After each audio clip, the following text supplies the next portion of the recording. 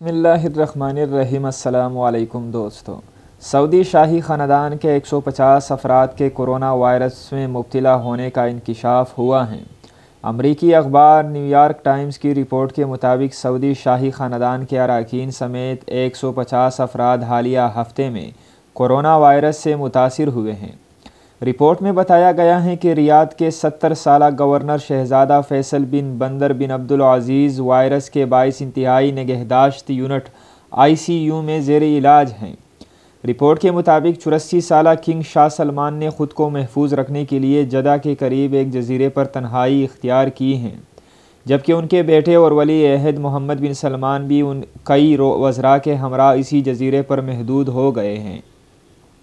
ताहम दोनों शख्सियात वायरस से मुतासिर नहीं हैं। रिपोर्ट में बताया गया है कि शाही अरकान का इलाज करने वाले आला अस्पताल के डॉक्टर्स ने बताया कि मुतवक्के केसेस की बिना पर अस्पताल में मज़ीद 500 बिस्तर लगाए जा रहे हैं।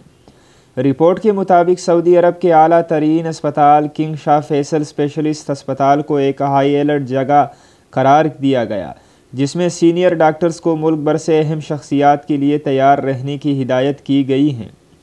रिपोर्ट के मुताबिक हाई अलर्ट में कहा गया कि केसेस की तादाद का भी कोई इल्म नहीं, लेकिन हाई अलर्ट रहा जाए। अलर्ट में मज़ीद हिदायत दी गई कि पुराने मरीज़ों को फौरी तौर पर अस्पताल से फ़ारिग किया जाए और सिर्फ इंतहाई अहम केसेस लिए जाए।